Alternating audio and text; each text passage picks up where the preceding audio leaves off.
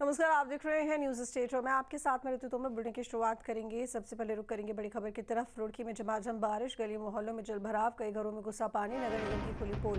बारिश ने गर्मी से राहत दिलाई है, किसानों के चेहरों पर मुस्कान। राहत भी और आफत भी बनी बारिश। रुड़की में मानसून की पहली बारिश ने नगर निगम की पोल खोलकर रख दी है। तेज बारिश के चलते गली मोहल्लों में कई फीट तक पानी भर गया, जिससे लोगों के घरों तक पानी घुस आया और जलभराव ने लोगों की परेशानियां बढ़ा दी हैं। हालांकि उमस भरी गर्मी से जूझ रहे लोगों और किसानों के लिए ये बारिश राहत लेकर आई है। लंबे समय से बारिश का इंतजार कर रहे किसानों के चेहरे खिल उठे हैं। बारिश ने एक तरफ जहां गर्मी से राहत दी है, वहीं नगर निगम की बदहाल व्यवस्थाओं की भी तस्वीर साफ कर दी है।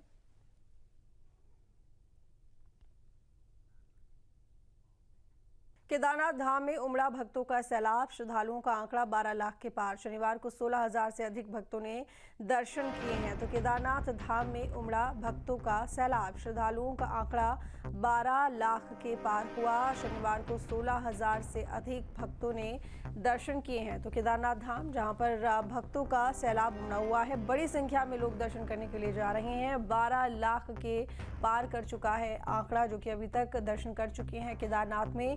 शनिवार को 16,000 से अधिक भक्तों ने दर्शन किए हैं।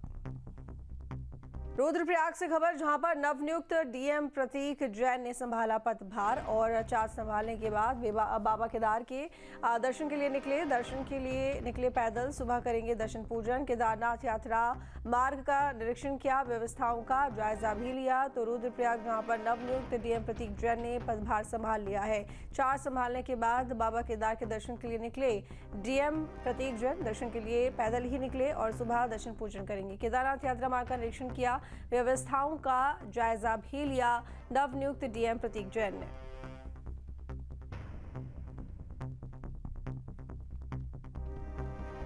उत्तराखंड में त्रिस्तरीय पंचायत चुनाव को लेकर अधिसूचना जारी कर दी गई है। 25 जून से नामांकन प्रक्रिया शुरू हो जाएगी और 2 चरणों में होंगे मतदान। 10 और 15 जुलाई को मतदान होगा, 19 जुलाई को मतगणना होगी। उत्तराखंड में आचार संहिता भी लागू कर दी गई है। तो उत्तराखंड, जहां पर त्रिस्तरीय पंचायत चुनाव की अधिसूचना जारी, 25 जून से नामांकन प्रक्रिया शुरू होगी। 2 चरणों में मतदान होंगे। 10 और 15 जुलाई को होगा मतदान, 19 जुलाई को होगी मतगणना। उत्तराखंड में आचार संहिता भी लागू कर दी गई है। तो 19 जुलाई को मतगणना होगी और 25 जून से नामांकन शुरू हो जाएंगे। 25 से 28 जून तक नामांकन प्रक्रिया चलेगी और 29 जून से 1 जुलाई तक नामांकन पत्रों की जांच की जाएगी। 2 जुलाई को नाम वापसी की प्रक्रिया, 3 जुलाई को चुनाव चिन्ह आवंटित किए जाएंगे और 8 जुलाई को चुनाव चिन्ह आवंटन होंगे और 10 जुलाई को मतदान शुरू हो जाएगा। तो बता दें आपको कि ये 2 चरण हैं जिनमें चुनाव होने हैं और दोनों चरणों में 25 जून से नामांकन की जो प्रक्रिया है वो शुरू हो जाएगी। तो 29 जून से 1 जुलाई तक नामांकन पत्रों की जांच की जाएगी। 2 जुलाई को नाम वापसी और वहीं आगे बता दें 10 जुलाई को, क्योंकि चुनाव होने हैं और वोटिंग की जाएगी। तो 19 जुलाई को जनादेश का पिटारा खुलेगा।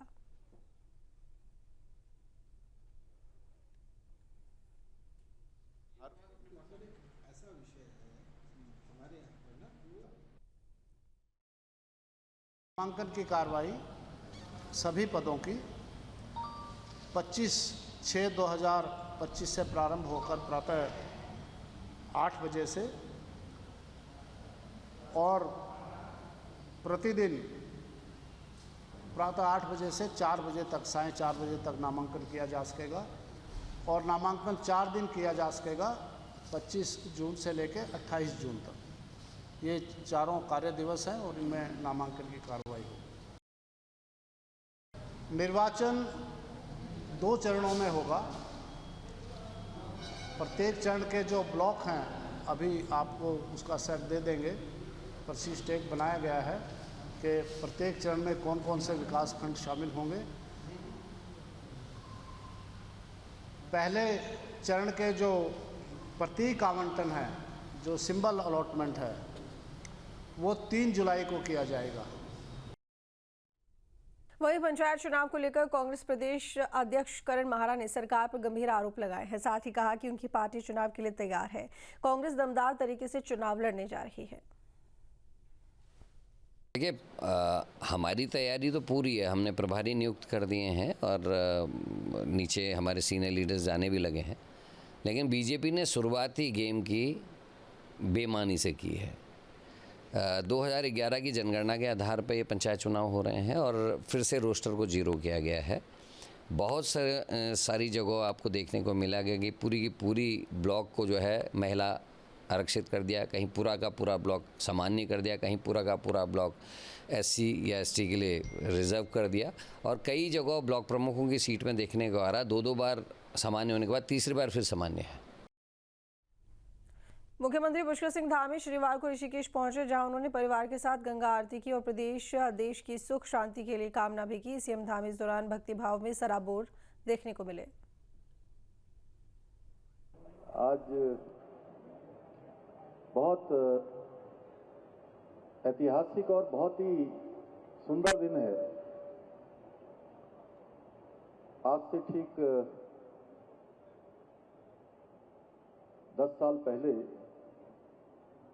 आदरणीय प्रधानमंत्री श्री नरेंद्र मोदी जी के प्रस्ताव में यूएनओ यूनाइटेड नेशन ऑर्गेनाइजेशन में संयुक्त राष्ट्र महासभा में एक प्रस्ताव उन्होंने रखा कि जो भारत की प्राचीन विधा और जिसके बारे में अभी बहुत विस्तार से पूज्य स्वामी जी ने और पूज्य साध्वी जी ने बहुत डिटेल्स में जाकर सारी बातें बताई।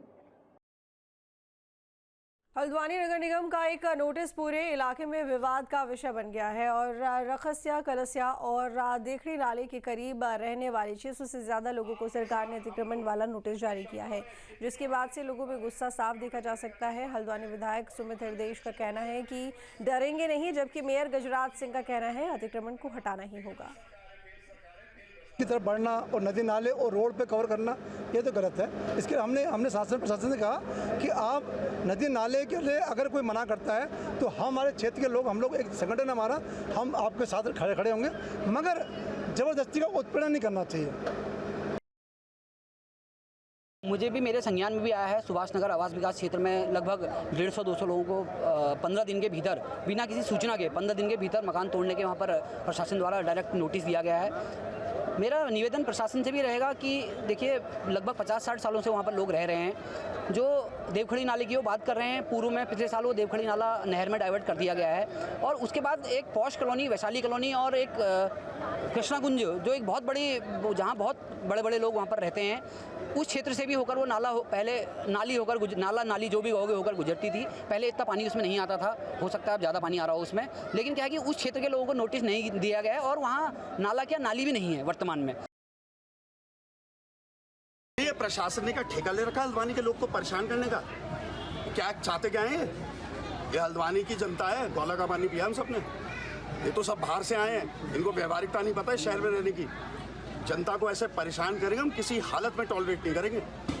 अरे जो देवखड़ी नाला जिसके उस पर नोटिस तर्ज पर आया है, वो सारा नाला तो आपने वॉकवे मॉल के नीचे से जो कैनाल जो मेरे घर के बगल में बहती है उसमें पानी डाइवर्ट कर दिया। इस गरीब आदमी को यहाँ पे क्यों परेशान कर रहे हैं भाई? जहाँ भक्ति है हर शब्द में, कथाओं में छिपे हैं दिव्य रहस्य और ज्योतिष देता है जीवन को दिशा। धर्म से जुड़ी हर बातों को जानने के लिए हमारे चैनल स्तुति को सब्सक्राइब करें। चैनल पर जाने के लिए इस लिंक पर क्लिक करें।